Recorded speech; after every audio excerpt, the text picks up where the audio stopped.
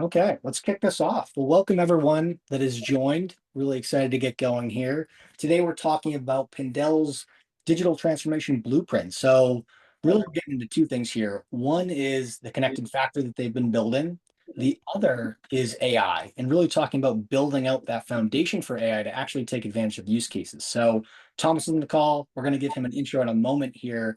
A couple of housekeeping items that I acknowledge. First off, this will be recorded. So we'll make sure we share this probably tomorrow morning. So if you have to jump for whatever reason, want to send this out to colleagues, we'll have it good to go for tomorrow. The other piece is I'd encourage any and all questions you guys have. I'm sure there's going to be a lot of stuff that we get into today that maybe we don't get as deep as you'd like to, but if you throw it in the Q&A, which should be at the bottom of your Zoom client here, we'll likely get into it during the Q&A section at the end. So with that said, let's jump into it. I wanted to provide an intro to Thomas here. Really grateful for having him on the call today. Thomas, he's the director of training and continuous improvement over at Pindel.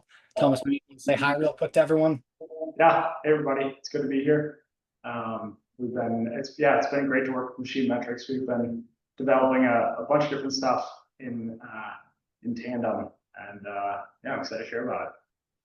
Yeah, Pindel, we've been working with them for a long while now, so it's great to have them on the call. And I'd encourage anyone here in the industry, or if you're a MachineMetrics user, feel free to connect with Thomas on LinkedIn.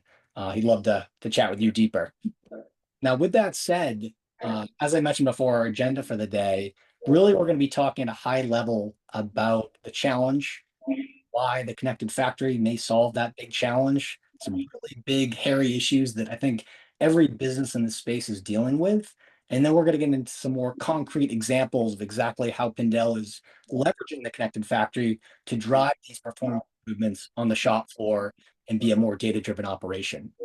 The second piece that we'll get into is really in the AI front. We'll save this for the end. Of course, we'll save it for the end there to keep you guys on the call. But that should be a fun one to dive into because we're going to talk about how they're actually preparing for AI. There's a lot of hype here. Everyone's kind of wondering how to get started. So we'll talk a little bit about that, their strategy at Pindel, and even talk about some of the new solutions coming out from MachineMetrics.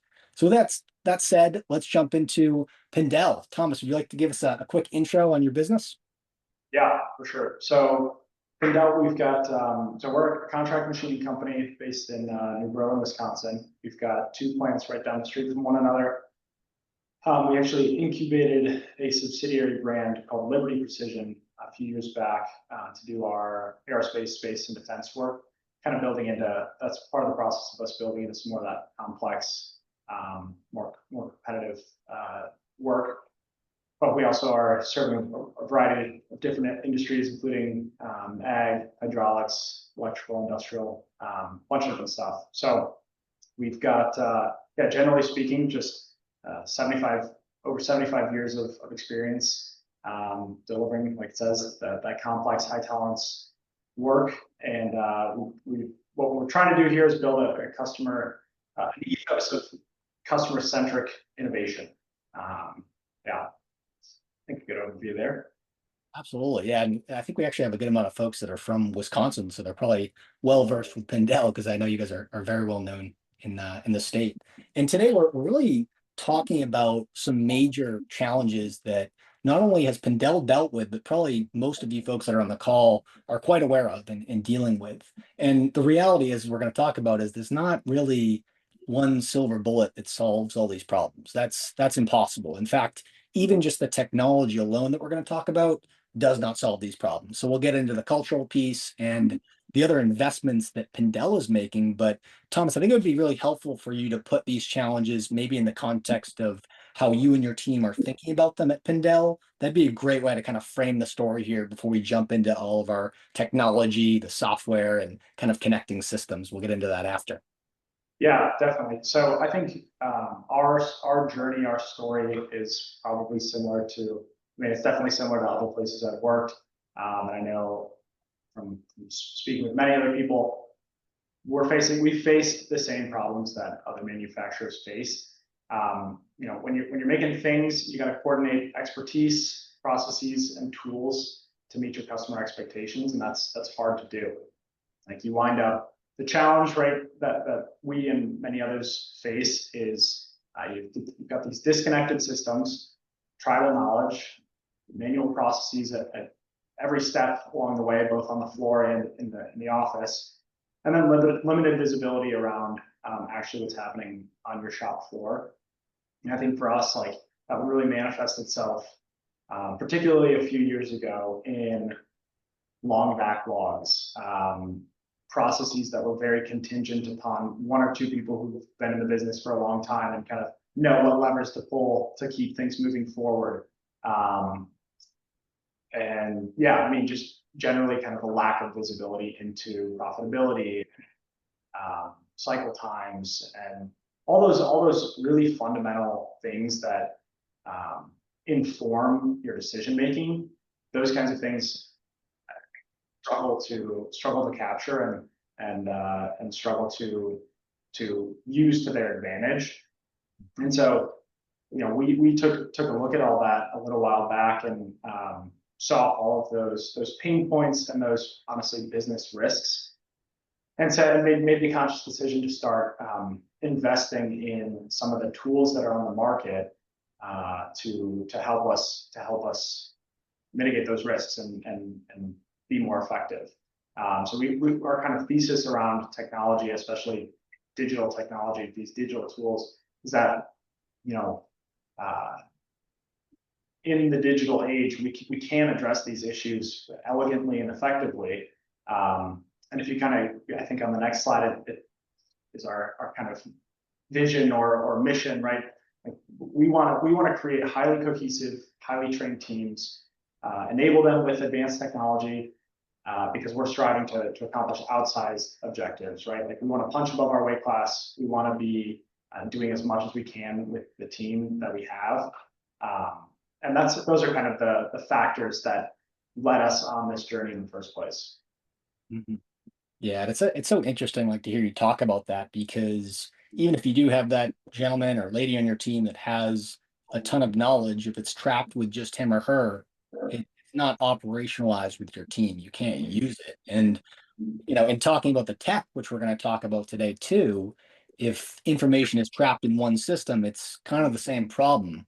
You're unable to operationalize the value there that may exist for the team. So really good points there. And was there some specific triggers that kind of, I guess, ignited those challenges that your team saw, specific problems that you saw in the business that you're like, this is a huge problem. We have to overcome this. And maybe we're not going to solve it today, but over the next 5 years, this is what we're working on as part of this vision.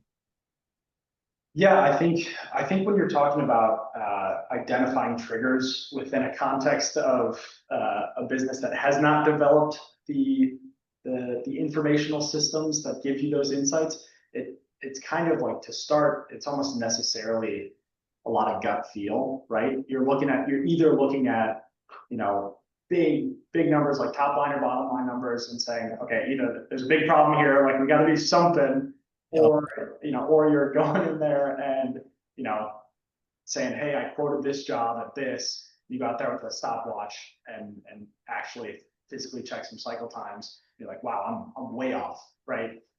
Those kinds of, you know, the gut feel. You do the reality check, or you look at racks and racks of WIP and you say, all right, this is unsustainable, or this is unsustainable, or at the very least, surely there is a better way. Those kinds of things were the triggers for us to say, okay, you know, let's take a look at what's out there and yeah, start investing, start doing things better. Yeah, absolutely. And that really does seem to be the core of it for Pindel, where it's let's invest now in preparation for the future, whether that's investing in our people, processes, technology, or training. And we're gonna chat a little bit deeper about that, so we don't have to get into it. But it is a good transition into what we're going to here with kind of the meat and potatoes of the conversation here around the connected factory. So you guys have obviously done a lot of assessment on different solutions. You've probably deployed a lot of different solutions. Maybe for the audience here, Thomas, you give them kind of an intro of what your technology landscape looks like. I think that'd be the perfect way to kind of kick off this part of the conversation. Yeah, for sure. So yeah, to your point, we definitely have done our research, investigated a bunch of different platforms, and I think, you know, this is what we've gone with. This is what there are a bunch of different ones out there at every step along the way, but These are the platforms we landed on as best fits for our business. And if anyone has any questions on that, feel free to reach out. But Paperless Parts for quoting, they do a phenomenal job. Automate a ton. I mean, all these platforms are really top of the line. We've got Paperless Parts on the quoting side, and then it flows into ProShop. That's our ERP system. That's kind of the central hub of where we store information. Very good with audits. Helps us out a bunch on that front. MachineMetrics, obviously, huge shout out to you guys. Thanks for hosting too. MachineMetrics is our data collection and analytics platform. Pretty much, I mean, I'd say the vast majority of my things that I look at, the data that I look at, I'm going into MachineMetrics.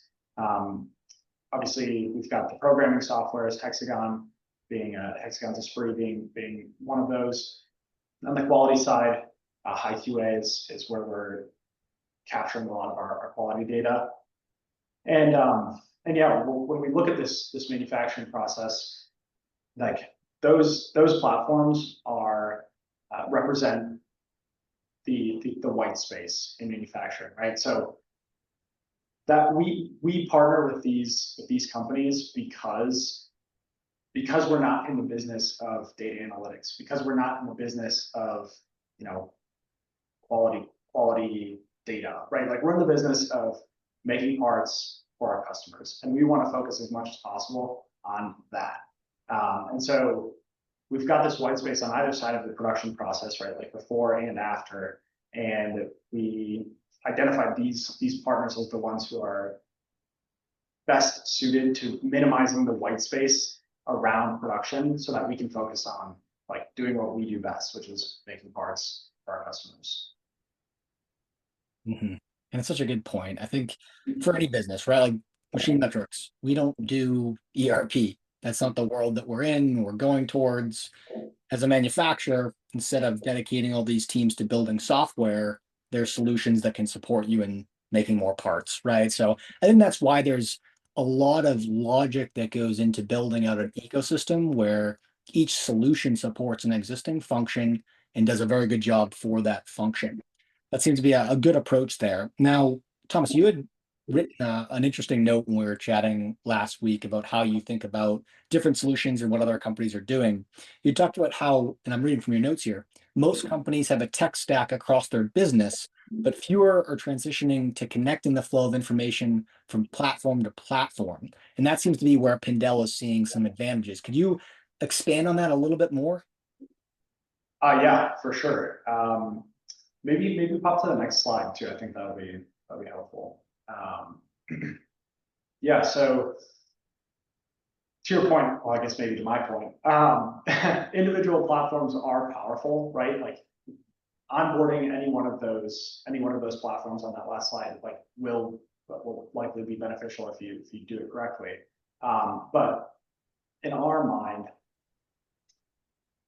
it's when we start to approximate one interconnected digital system that we start to paint a picture of our operation that keeps constant attention on the next or biggest opportunities for improvement, regardless of where in the process that is. So in other words, what we want to do is basically paint a picture of our operation that keeps us appraised of where our opportunities are. So if there's disaggregation across that tech stack, issues might pop up on the quality side, but they're not necessarily going to raise a flag back on the when we're quoting that job again if those systems aren't connected. And same thing on the production side, right? If we've got a job that just like consistently goes to hell every time we try and run it, but we don't have that data flowing back into our ERP system, and we're not actively checking it because we've got a bunch of stuff going on, which is I think everyone's situation, then we're not going to be able to.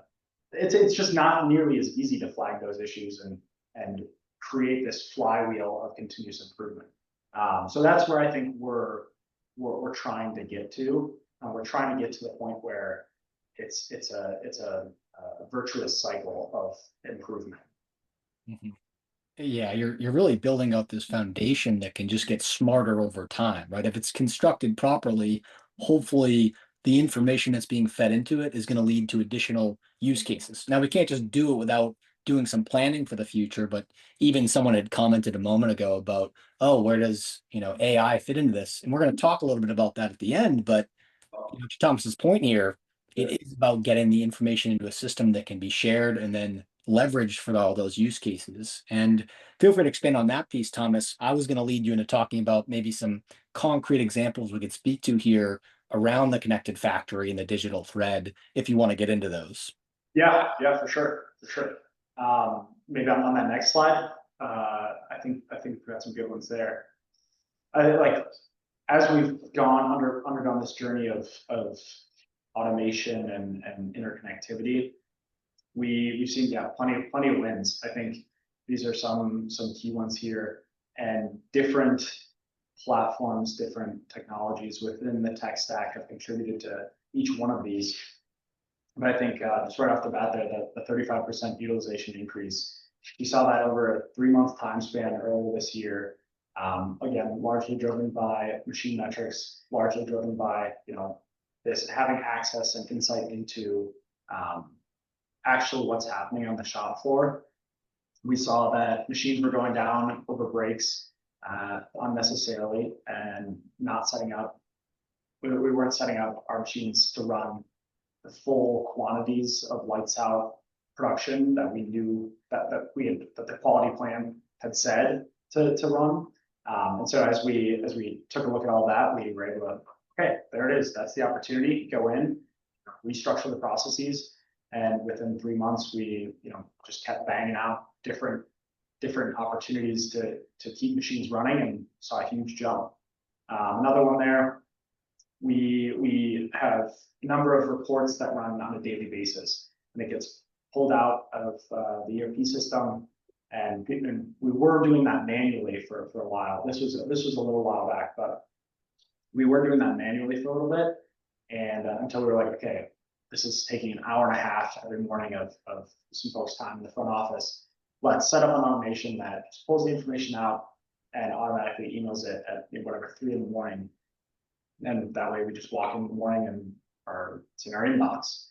On the scheduling side, we were doing it as I think many people do it with the whiteboard, right? You've got your jobs that are magnetized or whatever coming up into every machine, but that's a very physical process. It's in one place. There's very little visibility into that unless you physically go out on the shop floor, see what's going on, and then bank on the fact that that's been updated.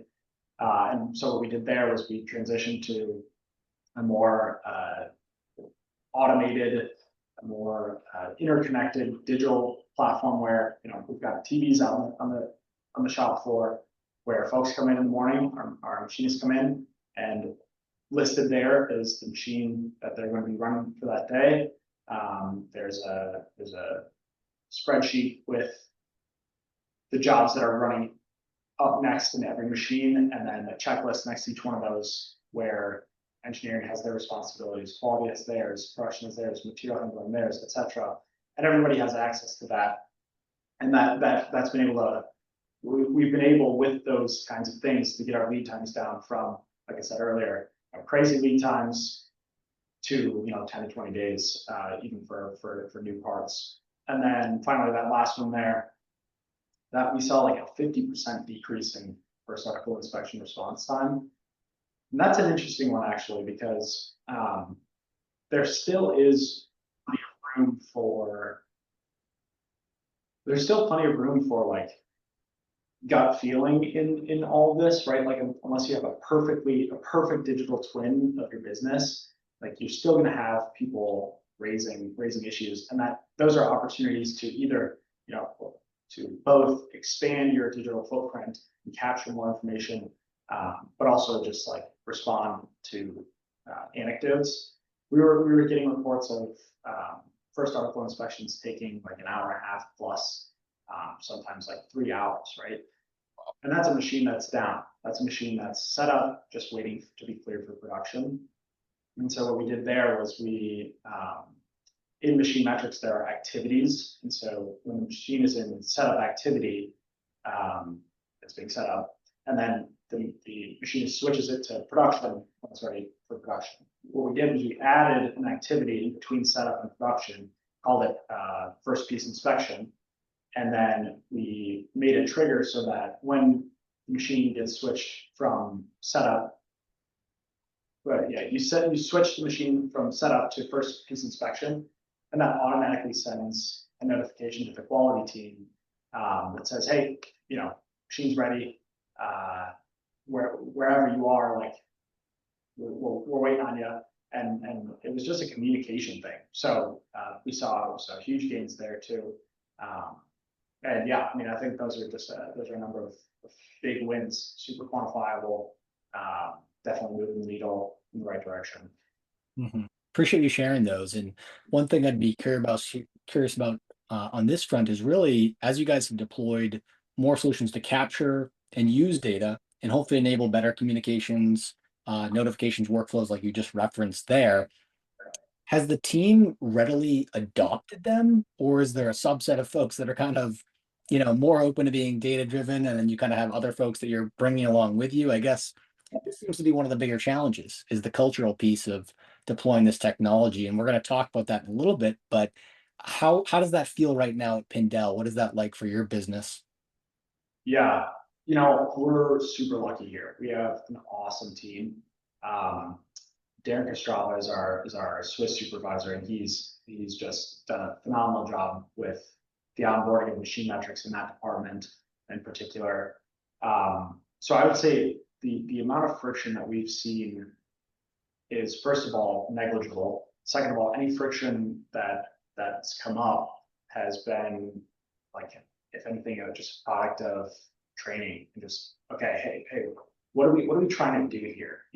And getting when we really try and make this a collaborative effort, and like, this is the team, the data is for the team, right? It's not for management to like look down over and whatever. It's like we should all want access to this information, because the more eyeballs we've got on this information, the quicker we're going to be able to identify opportunities to make improvements, right? If something's jumping out at me in the data, I want to be able to go to the source and say, hey, like, does this make sense to you? I do that, we do that all the time, where something jumps out at us and it's like, hey, this isn't making sense to me. Like, what do you think's going on here? And working together as a team really winds up moving mountains, and definitely like inspires a general attitude of like, all right, this is ours, right? This isn't his or his or his. It's like, this is ours. And again, we want to achieve those outsized results. And the entire point of this, to my point earlier, is like to democratize our capacity to drive the business forward. If that makes sense. Well, that was kind of a rambling way to answer that question, but No, it's a really good point, because I think a lot of folks, probably many of which are on call, are either they have a culture like that, or they're trying to drive that culture right now. I think it's a major challenge, but it's really cool to hear it from you and how you've been kind of navigating that situation. And transitioning a bit here from connected factory to maybe a specific integration within that connected factory. We see this as critical for businesses. For a lot of our customers that are on the call, they're probably quite familiar with this. But Thomas, from your perspective, could you share a little bit about the value of connecting MachineMetrics and ProShop? Yeah, definitely.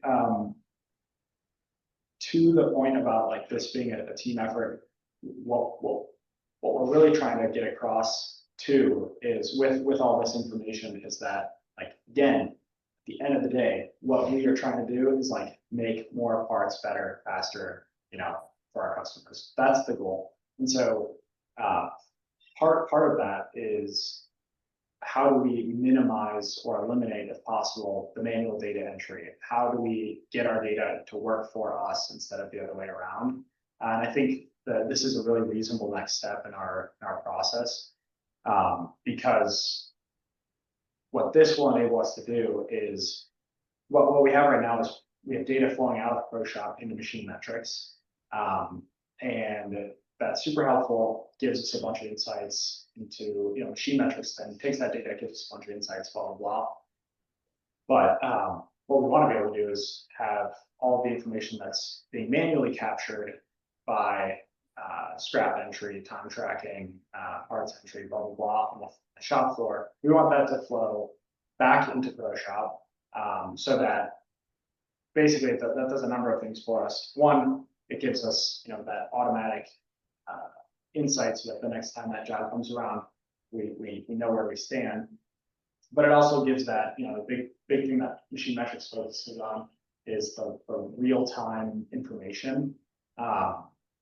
When we get that information flowing back in the ProShop, that gives shipping, that gives scheduling, the accuracy and real-time info that just accelerates our WIP, accelerates the manufacturing process. And it opens the door to leverage MachineMetrics tools that are just hitting the market here, including the scheduling intelligence assistant. We're really excited for that. That's kind of part and parcel of this integration. We're excited for that piece too. And yeah, we see this as so critical because on the ProShop side, right, they have all this great data on your business and your operations. And I think for you guys, traceability. And then on the MachineMetrics side, we have real-time data. So in many ways, by combining the two systems, you're closing this gap that exists between ERP plan and production reality. So by syncing them in real time, there's an opportunity to actually close that gap completely. So that should be really fun to dive into when the time comes at Pindel. And with that said, I think we're going to dive here into a little bit of the other side, right? There's a lot of talk today about tech connecting systems, but that's not really the whole story at Pindel, as we've kind of hinted to here. So, Thomas, diving a bit into the culture side, how have you guys done this? Yeah, I wanted to include this just because it's an important note. Like a very real part of this conversation is that the tech is only as powerful as the people who use it. So that, and as we build this like digital representation of our factory, it represents the work that's being done by the team, right? Like it doesn't just sustain itself in a vacuum, and it's representative of parts moving through machines and moving out the door. And so at the end of the day, we do see our investments in technology as being fundamentally investments in our people, because we want them to excel at the things that they do best, right? We want to free them up. We want to use this technology to free them up to do the work that they excel at. And so all of the investment that we put into this tech stack is equaled by the investment that we make in, we've got a program called Forward Skilling. Forward is the Wisconsin state motto, and then it's kind of like a play on upskilling and that Wisconsin state motto. And that's an innovative partnership with various companies in southeastern Wisconsin and some other partners in technical colleges and et cetera. And so we're investing in our people to make sure that they can leverage not only the machine assets, but also the all the software that we have running through the business to the best of their ability. I think with these strong internal training programs, the culture of continuous improvement, et cetera, we're building the structures around our people, because again, the goal is to achieve outsized results. And we see technology and tools as being the way to lever up, to really give ourselves superpowers. Yeah, I love the way you put that before, when we were talking about it being really the force multiplier behind everything else here, right? Yeah. If we get the culture in place, we have a good team, and then we can build a strong strategy off that, then the technology can really take effect to drive us to the next level. It's a great way to put it. It really is. And I think too, perhaps one of the bigger gaps that maybe we'll see at customer sites or just in the market in general is, frontline teams versus management. And I guess from your guys' perspective, is it that you're continuously investing in the front line as well in order to make sure that they're always focused on high value add tasks versus those low value add tasks? Is that kind of the core piece that enables a good relationship between maybe those two teams? Yeah, I think that's definitely it. But it's also about really taking the technology and giving it to like and having it be for everyone on the team, right? It's not like just being made here or there or in any one place, right? Like that's I think the kind of culture we're trying to build here is we're all pulling in the same direction. We all have like different insights and different skill sets and different yeah roles within the team. And as long as we're like monomaniacally focused on the goal together, we're gonna be able to drive the business forward that much faster. Love it. And kind of finishing off the discussion today, we talked a little bit about the connected factory, solutions you guys are deploying, the use cases and the value from that. And now we're switching over a little bit to the AI and kind of the future digital roadmap that you guys have at Pindel. And obviously there's so much hype right now around AI. It's ridiculous. We were talking before about how, even in my personal life, I'm trying to use it for almost any task I can think of. Does it work here? Does it work there? It'd be great to get your perspective because I know you're working on some actual solutions right now, some that are involved in MachineMetrics, other ones don't. But how have you guys approached this? What does your roadmap look like? Where are there actual use cases that make sense right now and are not maybe just hype? Yeah, no, I think yeah, whoever asked that question, the long-awaited AI conversation. Like I think everything that we've covered in this conversation is important because what we're trying to do with this tech stack, what we're trying to do by building connected factory, right, is brace ourselves and prepare ourselves for an AI era, right? I think it's a watershed moment in manufacturing, and in globally, but in manufacturing specifically. And we want to make sure we've got an AI-friendly ecosystem in place for current and future applications. And that means clean data, connected data, and lots of data, right? Like that's the environment in which AI thrives. And that sets us up for tools for a bunch of different things, right? Some of the things that we're working on right now, and we built a custom shop floor assistant. It's a custom GPT, just using ChatGPT's custom GPTs, and obviously not uploading any confidential or sensitive information to that, just like machine manuals, training documentation, like checklists, things like that. Just trying to give this thing as much of context as possible so that we can put it on the shop floor and it can be the partner to solve shop floor problems. I think it was like week 2 or maybe week 1 of having that on the floor, and it solved like a pretty complex tooling issue. It was pretty cool. It was pretty cool. So there's that. I think that is leading into something that I know you guys are working on, that knowledge hub, right? Mm-hmm. As data is better and better connected, as there's a more robust digital twin of the business, it becomes easier and easier for the AI to contextualize what the heck anyone is trying to do in a given situation. So for us, it's like, okay, the more we can capture, the more information data we can capture around specifically Swiss machining, the easier it's going to be to put someone in that situation, like put a human in that situation and give it an AI assistant and have that collaboration to accelerate training, accelerate troubleshooting, accelerate whatever it is you want to accelerate. I think other use cases, MachineMetrics got your Max AI, right? Like when you have an interconnected system of data, like you're going to be able to overlay an LLM and dramatically reduce the friction between data collection and data interpretation, right? Like I can have all of the data in the world about my business, but at a certain point, it's like diminishing marginal return because I'm only capable of interpreting so much of that information. Whereas an LLM is going to be able to, with much greater accuracy, with much greater, what would the word be?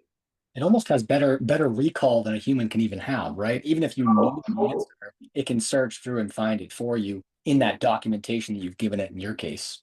Totally. The bandwidth, I mean, it's bandwidth, like Yeah, yeah. way broader than mine, right?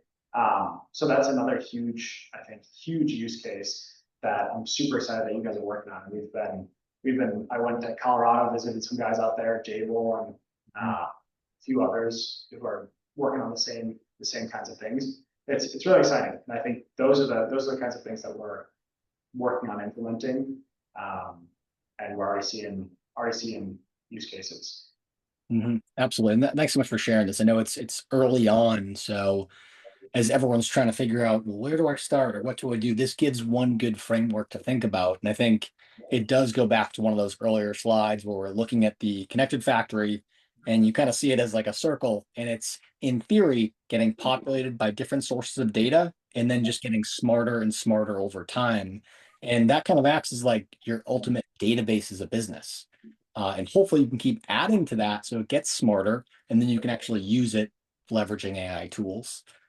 Super cool stuff. I think there's all sorts of rabbit holes we can go down here. Maybe during the Q&A, we can even show off what you've built in Replit, because I think that's also a really cool use case. I don't know if you're up for that or not. We did have one question that came in. I figured I'd just bring it up now versus waiting for the Q&A, but they were asking about any other solutions in the market. We already talked about MachineMetrics. Were there other, I guess, solutions that you guys were looking at? I know you had mentioned Cloud MC or Lambda Function. Any other specific ones you'd call out for this gentleman? Yeah, I mean, I think frankly, MachineMetrics is in my experience the one moving most quickly towards like full AI integration, or at least or at least having that be a central part of the platform. Obviously, you have like AI native companies like the AI assistant or the AI assisting programming platforms like the Lambda Functions, Cloud NC, Toolpath AI, blah blah blah. I think I know we have MaintainX for our maintenance platform, and I know they're working on it. We haven't actually bought into that yet because just the amount we use that platform is minimal compared to the investment. But I think they're working on it. Long story short, MachineMetrics has definitely taken the cake as far as that's concerned. And so I can't wait for other people to, build that into their platforms necessarily. We have to make sure that we're ready by connecting things now and using what we've got, and then even building our own stuff. So you mentioned the Replit. If you guys haven't checked out Replit, hold on, let me see if I can. Yeah, someone popped in. They were like, "Yes, please show Replit." Do we want to get into that during the Q&A at the end? Sure, yeah, that works. That Okay, works. yeah, I think people will like to see that. So we'll show that in a moment here. I just, while we're on the subject, I'd like to give everyone a very brief introduction on the MachineMetrics side in terms of what we've been working on for AI and what we're going to be delivering. So I'll go through this very quickly because we're going to have a launch about a month out from now. So we'd invite all of you to join for that launch. It'll be November 5th. But just to give you an idea of how we're thinking about AI, really at the end of the day, we've captured so much data, all this machine data, all this ERP data. We're layering on another data source via tribal knowledge that I'll talk about in a moment. But there's kind of a natural evolution here with data. First, it was we have all this raw data in a CSV or an Excel, or maybe it's still on a whiteboard or a piece of paper. And then it turned into these digital dashboards that were live and in real time. And then it turned into automations, notifications, driving an action. And really, it's taking one more leap with AI. And we kind of see that in two, I guess, spectrums of value for AI. One is augmenting your people, so making them better, smarter, faster by having immediate access to knowledge, kind of Thomas, what you were talking about a moment ago. And then the other piece is really automating low value tasks. And for us, the way that that takes shape is AI agents. So someone in the chat had asked about this. Agentic AI, what does that look like here? So for us, I'm not going to steal Rutherford's thunder. We're about a month out from launch. This is more of a sneak peek, but for right now, what we have is a continuous improvement agent that understands everything about CI, that understands lean strategies, and also, most importantly, has all of your real-time machine data and ERP data. So you can actually provide answers to you in real time based on all that critical business context. Now, I hinted a moment ago to having access to other operational context in the form of documentation or instructions, any business information that maybe is in your G Drive or is in, a shared Teams folder. The other solution we're going to be delivering a month out from now is our Knowledge Hub. So kind of, Thomas, you were talking about this a moment ago, so it's a perfect lead in, but if you go to build a custom GPT, you can upload all sorts of knowledge. And that's critical because then the AI can reference that documentation to provide an answer with context. So we see this as a perfect next step where we're going to add real-time machine data, ERP data, and critical business context as part of our AI. So super excited to ship this. This will be coming out in November. Feel free to join for the live launch. I'll throw it in the chat in a minute, but that kind of caps off our presentation here. A few things I'd mention. One, there's probably some folks from Wisconsin on the call. We'll be at WMTS, so we'd love to see you there. I think, Thomas, maybe you're going to be coming as well. Okay, awesome. Glad to hear. It'll be good to see you there. And I guess, yeah, with that said, we can jump into some questions. So feel free to throw them in the chat, but I think people want to see Replit. So let's start there and see where we go. Would it be best if I stop sharing here? Let's see, hold on. Okay. Sent you a request. Okay. I just enabled it. This is, wait, hold on. Okay. Wait, which one? Are you seeing my email right now or are you seeing? We're seeing Replit. Okay, good. All right. So, yeah, so this is Replit. I threw a couple things in the chat there, different vibe coding platforms. There's like Base 44, Lovable. Replit is the one that I first found, and so this is what I just like started in.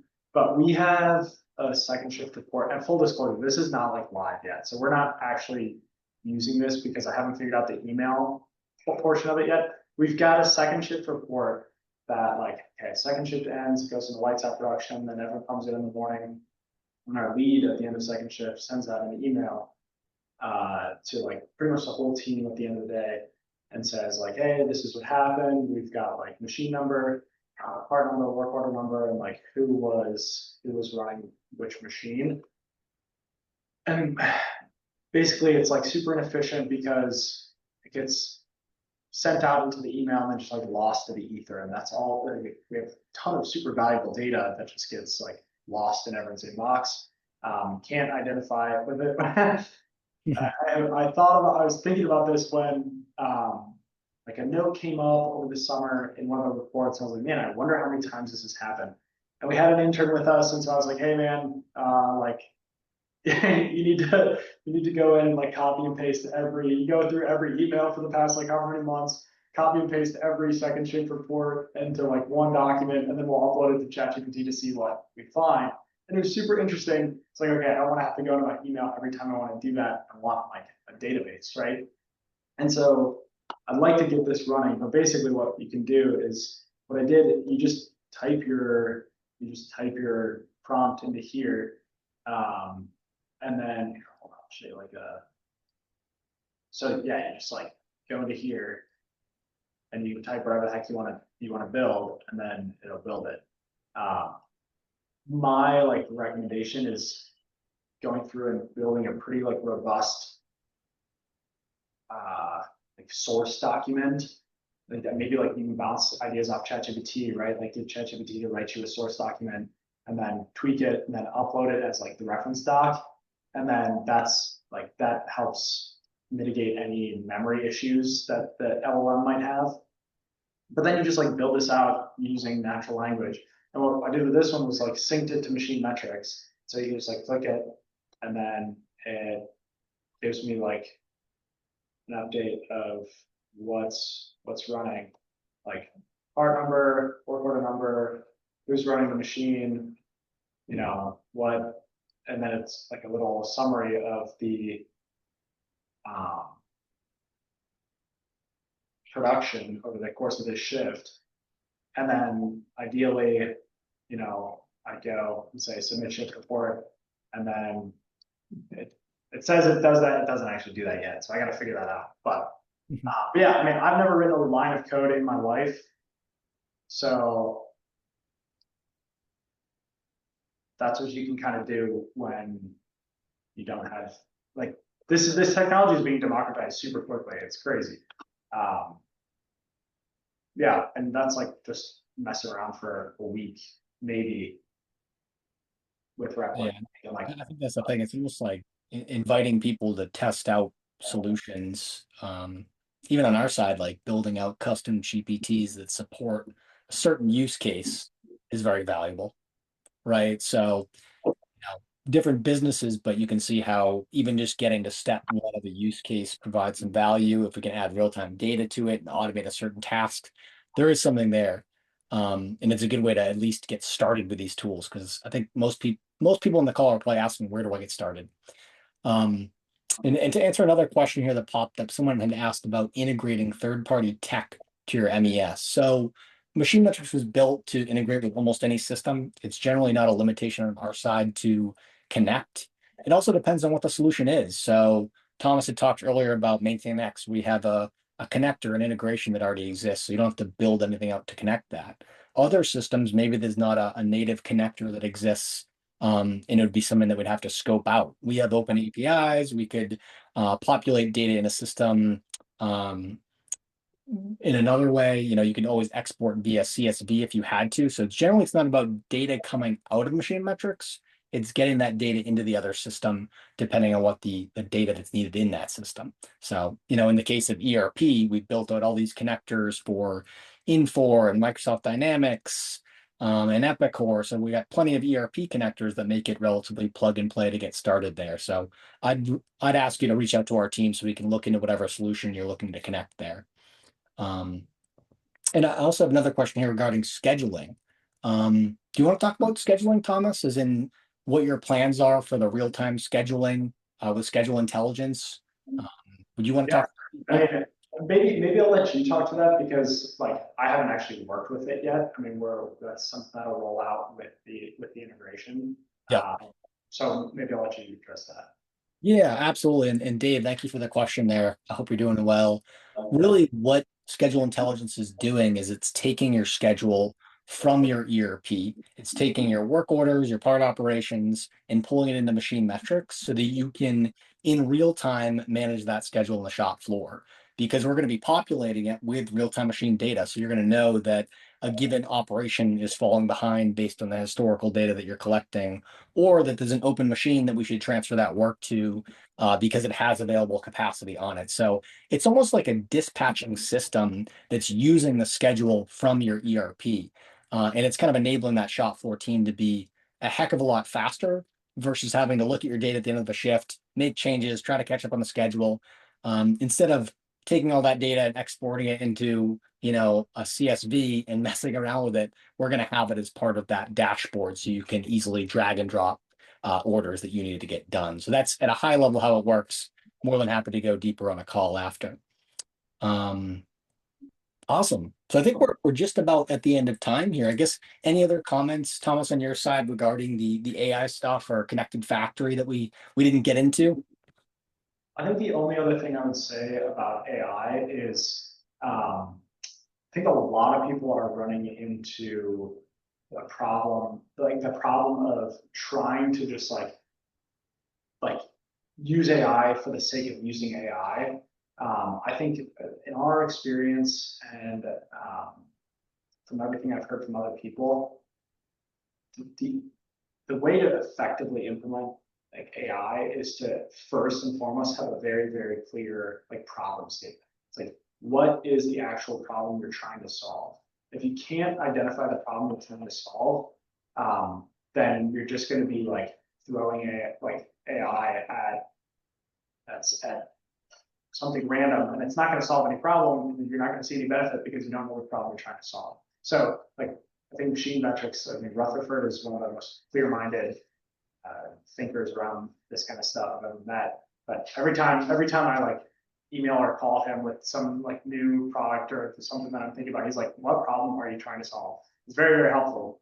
I think that would be my like closing statement around AI is figure out what you're trying to solve and then implement from there. That's a perfect way to finish this out here, and I think it provides a good kind of concrete framework for even approaching AI instead of just throwing it at the wall like spaghetti. Well, Thomas, thank you so much. Really appreciate your time, man. This was a great convo. Hope everyone on the call enjoyed it as well and got something out of it. We'll send out the recording tomorrow. But if you guys have any questions, feel free to reach out to our team. If you want to learn more about AI, register for our launch in a month. But until then, thank you so much, everyone, for joining. And Thomas, thanks again for your time. Really appreciate it, man. Of course. Talk to you soon. Talk later.